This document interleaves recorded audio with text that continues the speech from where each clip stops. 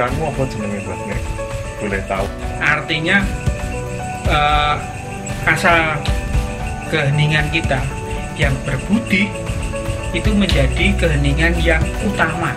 Kadang pembahasan 3 kata itu sendiri yang kadang banyak yang terlewatkan. Itu teori sama praktek berarti nek istilah saiki. Iya. Ya.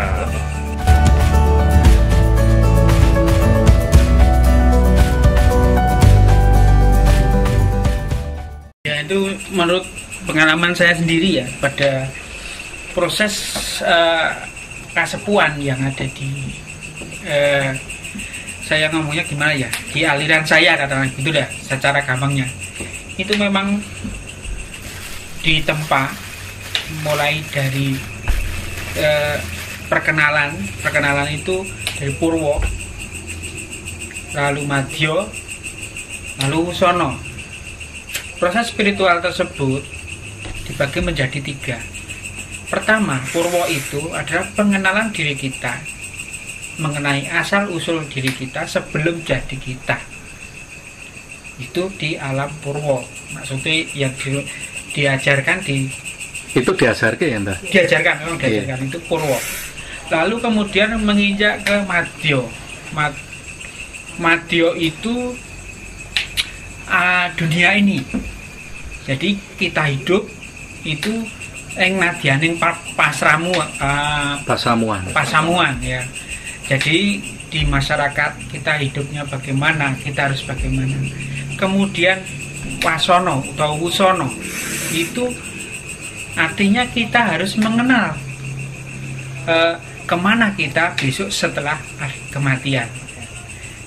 Jadi dengan mengenal dengan kedatangan kita dari mana dan tujuan kita itu menjadi suatu sambungan yang bertahap, tidak melulu harus tidak langsung ke wasono saja atau Madya saja, walaupun ada juga yang cuman mengajarkan Purwo Madya itu biasa, ada yang cuman Madya tok itu banyak sekali.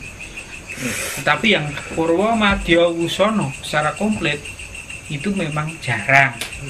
Mungkin dalam satu aliran saya sendiri itu sampai Wusono itu pun nggak semuanya sampai.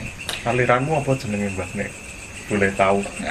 Kalau alirannya itu pernah saya sebutkan juga itu Buddha Budi Buddha Tomo. Artinya asal keheningan kita yang berbudi itu menjadi keheningan yang utama. Gitu. Nek tahapannya tadi pripun? Nek dari kan tadi dari Purwo, Madya, Wasono ya. Nah, itu masing-masing tahap itu punya ciri sendiri. Misalnya kan kalau Purwo itu kan dari ini pengenalan ini itu laku atau caranya itu lebih banyak apa, misalnya apa ke fisik atau ke apa laku tirakat dan sebagainya. Terus nanti sampai ke Wasono itu apa itu banyak memahami tentang filosofi atau gimana atau gimana Mbak? Itu maksud saya, pertanyaan saya seperti itu ya. Gambarannya seperti apa ini? Perbedaannya memang dari ketiganya itu mempunyai ciri khas masing-masing. Yang Purwo itu salah satu yang membedakan dalam sajian angkatan pertama itu ingkung satu itu yang dimakan itu cuma bagian luarnya. Jadi maksudnya tidak, kan ada itu kan wujudnya ingkung ayam ya. Itu yang dimakan itu dagingnya, bukan jeroan, maksudnya hati, rempelo itu tidak. Kemudian ada berbagai macam. Tidak boleh maksudnya? Ya nggak dimakan yang masih Purwo nggak boleh makan. Nggak boleh makan. Yeah. Kemudian yang tahap kedua itu simbol yang bisa terbaca ya. Yang tahap kedua yang dimakan itu kulit dan ubur rampenya itu walaupun sedikit harus dimakan. Itu seperti sayuran dan sebagainya kan ada tumpengan. Gudangan ya. Kemudian di Wasono itu yang terutama adalah Jeruan. Jeruannya yang khusus dimakan, dia lainnya sedikit-sedikit harus dimakan. Terutama itu. Kemudian yang membedakan lakunya juga berbeda. Pertama itu di Purwo itu akan di sekitar air. Dia akan mempunyai laku mendekati air. Artinya dia akan kungkum, kemudian melakukan jalan tirakat itu air, mendekati air. Ya. Kemudian yang di Madya itu gabungan antara air dan lapangan. Tanah lapang, alam luas gitu ya. Ya, alam luas. Alam terbuka. Ya, alam terbuka. Kemudian yang Wasono itu karena sudah itu tinggal pilih yang mana yang akan diikuti salah satunya. Berarti penyempurnaan ya. Itu yang terlihat. Menarik itu artinya gini. Kalau ini mungkin saya bicara aliran lain ya, cuman mungkin banyak yang dengar tentang ini masalah alam mimpi, cuman saya sebenarnya ini cuman mengambil kata-katanya yang sebenarnya mirip banget yang lain diterangkan jenengan. Jadi Titiyoni, Gondoyoni, Puspo Tajem. Dulu saya berpikirnya gini, kenapa kok dikasih nama itu? Kok nggak dikasih nama lain gitu? Kemudian saya banyak belajar tentang bahasa keseharian, bahasa lokal dan bahasa terapan yang terjadi di banyak komunitas dan banyak orang-orang laku kejawen.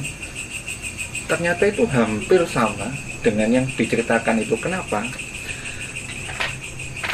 Titiyoni itu dalam pengertian saya itu adalah melihat dengan detail tentang yoni itu sendiri. Yoni itu bisa diartikan alam mula. Jadi kenapa kok harus dititeni alam mula itu? Biar tahu dulu step-stepnya dan segala macam, tahu dengan detail dan segala macamnya. Itu namanya Titiyoni. Nah, yang menarik itu kenapa yang kedua kok Gondoyoni? Kok Gondoyoni nggak di pertama? Kok Gondoyoni yang kedua? Ternyata pemahaman saya Gondo itu artinya bau, artinya lebih halus lagi daripada itu. Jadi melihatnya tidak cuma dengan kasat mata dan keseharian, jadi dirasakan, makanya disebut Gondoyoni.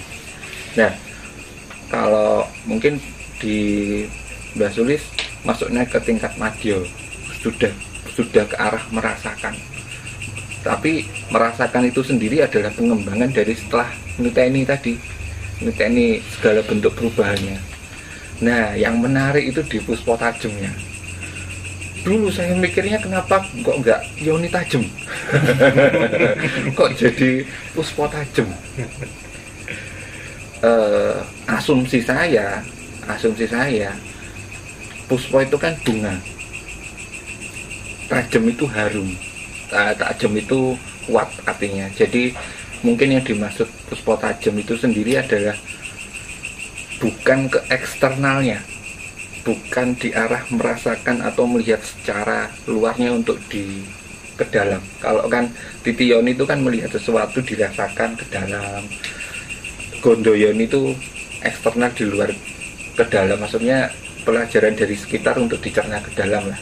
Tapi ketika Puspo Tajem, dan kalau di ilmu permimpian Jawa itu dianggap yang paling istilahnya fatality lah, paling ampuh lah. Sebab Puspo Tajem sendiri, setahu saya untuk sementara ini, yang disebut Puspo itu adalah orangnya, si perilakunya sendiri. Jadi dia sudah lepas dari masalah Titiyoni, Gondoyoni. Jadi dia sendiri sudah sangat tajam. Jadi baunya dia sendiri sudah sampai kemana-mana. Makanya itu kalau di ilmu mimpi itu, walaupun itu sebenarnya kan kata-kata umum dalam kitab manapun adalah, kitab dari yang murah sampai yang mahal itu ada tentang hal itu. Cuman kadang pembahasan 3 kata itu sendiri yang kadang banyak yang terlewatkan. Kenapa toh kok dinama itu? Sebab di Jawa yang saya tahu sendiri tidak ada yang namanya kebetulan. Ada katanya pasti ada maksudnya.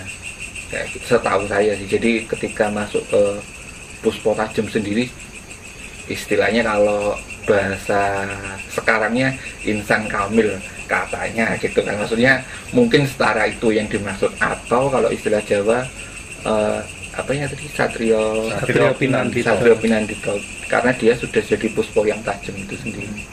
Itu sih pemahaman saya. Dan saya tadi ketika Mbak Suli tadi cerita tentang 3 tahapan itu, tadi langsung mikir, oh kok kayak itu ya gitu. Maksudnya walaupun itu berbeda kata, berbeda perilaku, tapi itu kok polanya sama. Nah itu yang menarik di Jawa sebenarnya. Jadi pakai cara apapun lah terserah, tapi polanya itu sama. Itu yang sebenarnya Kalau digolong-golongkan gitu ya, Iya. polanya mirip lah sama ya. iya, dan nanti yang saya yakin itu adalah endingnya sama gitu. Nanti ketemunya di situ juga gitu. Ya kan kalau di Jawa itu kan kita itu ya, ini pengelompokan ala saya ya. Jadi ada namanya Sembah Rogo, Sembah Cipto, Sembah Roso. Ya, ini saya bagi 3 wae. Sembah Rogo itu ya tentang tata ritual dan lain sebagainya, mau syarat atau puasa dan lain sebagainya. Sembah Cipto itu kita memusatkan batin. Cipto kalau ya istilahnya di sini gitu kan, pikiran gitu kan. Jadi kita fokus pada satu hal gitu. Nah, Sembah Roso itu di hati.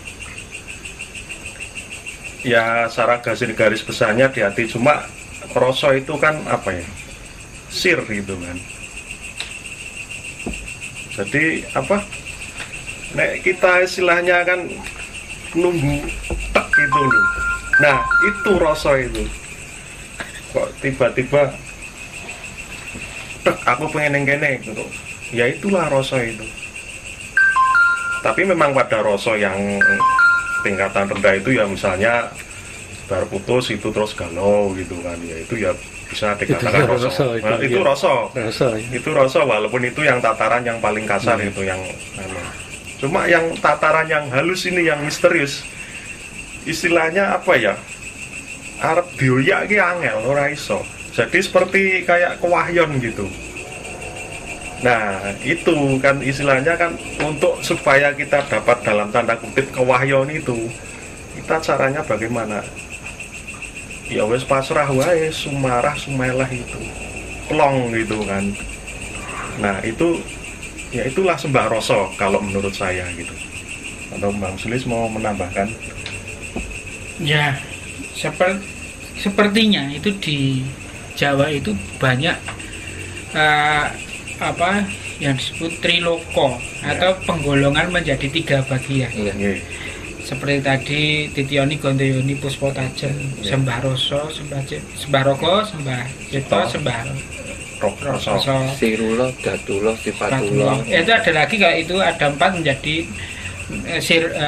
Nurloh, ada 4. Kemudian ada yang 3 itu nggak salah Jonoloko, Indroloko, Guruloko. Ya. Nggih. Pembagian strata di tingkatan. Nggih. Memang banyak dari bilangan 3 itu kalau kita uncai. Tapi yang perlu dipahami menurut saya sendiri, itu tahapan itu sendiri yang kita sampai ke sampai Guruloko atau Puspo Tajem atau apapun namanya itu dapat melewati, kalau secara garis besar itu melewati Iya. Purwo, Madya, Wisono. Iya. Itu yang secara garis besar begitu. Ya beda istilah wae itu. Beda, makanya kan yang tadi tiga hal tersebut banyak kalau diuraikan. Menarik itu gini, menarik itu ketika kita ngomong Jawa itu pasti menggunakan istilahnya kata idiom atau kata-kata yang kadang kita sendiri iki apa tuh maksudnya gitu, atau penggunaan simbol. Dulu itu saya sempat hopeless.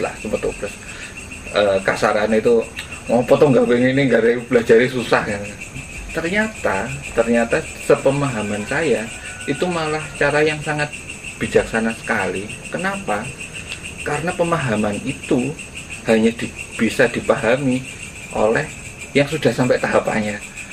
Nah, memang tahapan awal adalah menghafalkan itu. Walaupun kita nggak tahu maknanya, tapi ketika kita sudah sampai ke sana, nanti kita bisa bilang, walah jebule ini, walah gitu. Artinya gini, penggunaan bahasa simbol atau bahasa idiom itu sendiri sebenarnya adalah kebijaksanaan sebuah konteks kata yang memang tidak diberikan. Ya memang ilmu itu diberikan ke semuanya, tapi pemahaman yang bisa memahami itu adalah orang-orang yang udah sampai ke tahapan itu. Dan itu saya merasa, wah bijaksana sekali ya ternyata. Artinya itu ya dalam tanda kutip mungkin itu adalah cara atau sebuah sistem yang terbentuk dari durasi yang sangat panjang sekali ya, sampai akhirnya menghasilkan itu loh. Cara amannya kayak gini. Pengajarannya aman itu gini loh. Jadi kayak ini loh, apa, suku-suku Batok, coba suweng. Itu kan siapa yang bawa itunya nggak ada yang tahu, tapi Pak Empongnya itu kan cuma senyum-senyum aja ke ya, yang tahu itu gitu. Kenapa? Karena orang tua zaman dulu pasti tahu bahwa Pak Subaro kayak apa ilmu itu. Ya yang tahu ya orang-orang yang berhak tahu gitu. Itu yang menarik sebenarnya. Ya, jadi ada soal yang 3 itu kan kalau manusia itu kan pengetahuan itu sebenarnya kan 3 tahapan itu. Yang pertama itu secara informatif, kita baca-baca, oh ya ngerti. Neng kono iki ana tukang risol, misalnya jenengan. Terus yang kedua itu tahapan pemahaman. Ketika saya ketemu jenengan, paham saya jenengan gawe risol gitu kan. Oh, paham gini. Nah, ya tahapan yang ketiga itu penyadaran. Ketika saya jadi tukang risol. Oh, sebulannya jadi tukang risol ki yo enteng yo abot gitu. Dan itu pun berbeda, misalnya saya cuma jadi tukang risoles 3 hari dan jenengan wis 30 tahunan misalnya. Nah itu juga beda pengalamannya. Ketika saya cuma 3 hari merasakan wah abot ya, awakku ora kuat ngurung ngono macem-macem gitu, tapi jenengan sudah merasakan segala pengalaman ya, pahit, asin, gurih dan lain sebagainya itu. Nah itulah yang pengalaman, itulah yang berharga itu sebagai pengetahuan kita, sebagai penyadaran kita gitu kan. Ya soalnya sih di Jawa sendiri itu kan sebenarnya aliran teknologi ya. Cuman nek zaman sekarang itu aliran riset. Keren kan. Nek zaman dulu Mbak cuma bilang Titen. Nah Titen itu kan sama dengan riset sebenarnya. Dicatat, diapalkan, dari riset. Dari mana riset itu? Dari pengalaman. Jadi harus merasakan dulu baru tahu. Belum merasakan ayo bingung. Ya, itu teori sama praktek berarti nek istilah saiki. Iya. Ya. Teori dan praktek. Istilahnya kan nek kita kan cuma durung ngrasake rasa asin. Berteori rasa asin iki diitung nggo matematika, nggo ilmu fisika, ilmu kimia. Iki campuran antara logam iki dan unsur ini nanti digawe buku sak perpus takaan kebak, tapi begitu wis ngicipi uyah rasa asin kaya ngopo, ambiar bukune sak perpus itu nggak ada gunanya. Ya seperti itulah yang namanya ya lelaku itu sebenarnya untuk mencapai tujuan itu.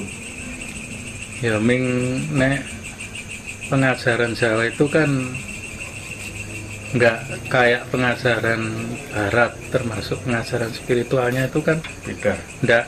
ndak tok lah nek Barat ki ngene